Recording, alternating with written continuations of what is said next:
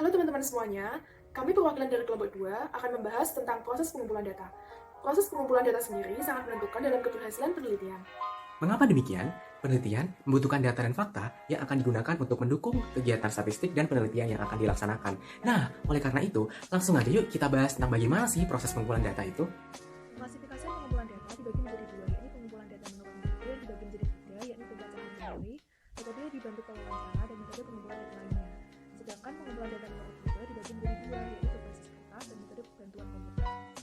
Pengertian dari pengumpulan data adalah proses pengumpulan informasi yang diperlukan untuk setiap unit terpilih dalam survei. Metode pengumpulan data yang pertama adalah berbasis kertas atau dikenal sebagai paper and pencil interviewing. Metode ini mengumpulkan data dari responden dengan memanfaatkan pensil dan kertas. Kelebihannya adalah dapat berisi materi referensi tercetak untuk mengurangi kesalahan respons, dan kekurangannya salah satunya mencetak kuesioner bisa mahal. Metode pertama adalah self-enumeration, di mana responden mengisi sendiri data-data yang diperlukan dalam kertas kuesioner untuk pengumpulan data, di mana kelebihannya mudah dikelola dan dapat mengurangi kesalahan respons. Sedangkan kekurangannya dapat meningkatkan kesalahan respons juga karena responden cenderung tidak membaca materi referensi. Lalu yang selanjutnya ada interviewer assisted, di mana responden didampingi oleh pewawancara pada pengisian kuesioner, di mana kelebihannya tingkat respons lebih baik karena pewawancara dapat merangsang minat dan peka terhadap kekhawatiran responden. Sedangkan kekurangannya perlu punya waktu untuk melatih pewawancara. Lalu, yang pertama, ada wawancara pribadi di mana responden mengisi kertas kuesioner dengan didampingi oleh pewawancara secara langsung, di mana kelebihannya tentunya pewawancara dapat melakukan observasi secara langsung sehingga dimungkinkan akan lebih sederhana dan mudah. Sedangkan kekurangannya biasanya metode pengumpulan data ini paling mahal. Lalu ada pula wawancara melalui telepon, di mana responden mengisi kertas kuesioner dengan didampingi oleh pewawancara melalui sambungan telepon, di mana kelebihannya tingkat responnya biasanya lebih tinggi daripada pengisian sendiri dan kontrol kualitas mudah diterapkan, sedangkan kekurangannya tingkat tanggapan lebih rendah daripada wawancara pribadi dan perlu membayar ruang kantor untuk pewawancara.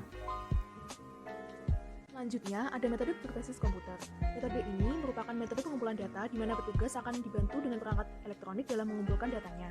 Kelebihan metode ini adalah pengeditan dapat dilakukan secara otomatis, memiliki kualitas yang lebih baik, ikut menjaga lingkungan karena lebih sedikit menggunakan kertas. Kekurangan dari metode ini adalah butuh waktu lama dan biaya yang mahal, memerlukan ahli komputer, rentan terhadap masalah teknis. Computer Assisted Self-Interviews yang memiliki kelebihan, yakni fleksibel dan nyaman bagi responden.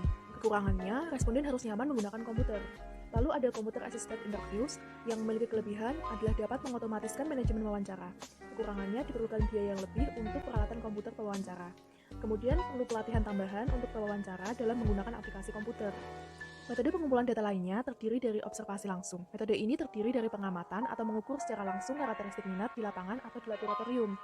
Yang kedua adalah pelaporan data elektronik atau EDR, adalah bentuk pendataan sendiri dan bisa sangat nyaman bagi responden, tetapi biasanya hanya ditawarkan jika tidak ada cara lain untuk mendapatkan data. Selanjutnya ada data administratif. Beberapa survei dapat memperoleh informasi yang mereka butuhkan dari data administratif yang ada. Metode kombinasi merupakan strategi pengumpulan yang menawarkan pilihan metode pengumpulan data kepada responden. Terakhir ada survei tambahan dan omnibus. Evolusi BPS sendiri dalam metode pengumpulan data terjadi mulai dari BPS 1.0, 2.0, 3.0, hingga 4.0. Selanjutnya, kami akan membahas tentang desain kuesioner. Desain kuesioner adalah proses pembuatan teks, struktur, dan format kuesioner, di mana pengembangannya ini merupakan seluruh proses yang terlibat dalam penyusunan kuesioner, dari konseptualisasi dan desain hingga evaluasi akhir. Tujuannya adalah memperkecil kemungkinan kesalahan respons, mengumpulkan data secara efisien dengan kesalahan yang minimum, dan diperlukan proses desain kuesioner yang tentunya berulang, sehingga meliputi berbagai konsultasi, tinjauan, pengujian, dan revisi. Prosesnya sendiri ada di slide ini, di mana sangat banyak sekali pastinya. Yang akan saya sebutkan adalah adanya perlu koordinasi dengan berbagai departemen di badan statistik dan menunjuk seseorang atau unit untuk bertanggung jawab atas persetujuan akhir kuesioner. Dan pernyataan yang memperkenalkan topik baru harus digunakan, dan instruksi untuk responden atau pewawancara juga harus jelas, singkat, dan mudah ditemukan. Sedangkan yang selanjutnya adalah pedoman dari desain kuesioner. Harus diketahui mengapa setiap pertanyaan diajukan dan bagaimana informasi itu digunakan. Adapun beberapa pedomannya adalah tetap sederhana, tentukan akronim dan singkatan, lebih spesifik, dan pastikan pertanyaan harus dibaca dengan baik. Lalu selanjutnya ada pula jenis pertanyaan, di mana pertanyaan ini dapat terdiri dari dua, yaitu terbuka dan tertutup. Pertanyaan terbuka memungkinkan untuk mengekspresikan diri, sedangkan pertanyaan tertutup hanya berupa dua pilihan, yaitu pilihan ganda ataupun pertanyaan peringkat. Untuk menyelesaikan kuesioner, versi draft kuesioner harus diuji dan direvisi secara menyeluruh sebelum menyelesaikan kuesioner, dan pengujiannya dapat mencakup pengujian informal, kognitif, fokus, tanya jawab pewawancara, tingkah laku, dan uji percontohan.